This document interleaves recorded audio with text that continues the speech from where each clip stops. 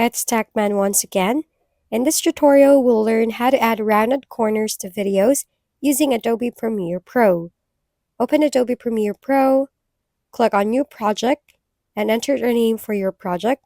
Choose your desired settings and click OK to create the project. Go to the Media Browser panel, right-click on the folder where your video is stored, select Import, and choose the video file you want to work with. Drag the imported video onto the timeline. As you can see, I have mine already open. Next, select your video and move to Video to Layer. Then on your left side, go to the Project panel and right-click over here. Select a new item and click the Color Matte. Click on OK on the prompts. Once done, click your Color Matte layer and drag it below your clip on the timeline.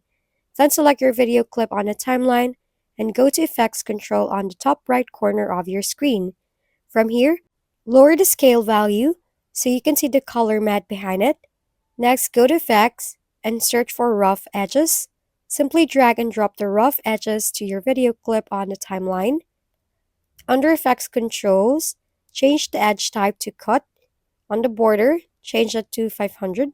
On the edge sharpness, change it to 10. While on the fractals, to 0. And there you go. If we've been helpful, kindly give us a thumbs up.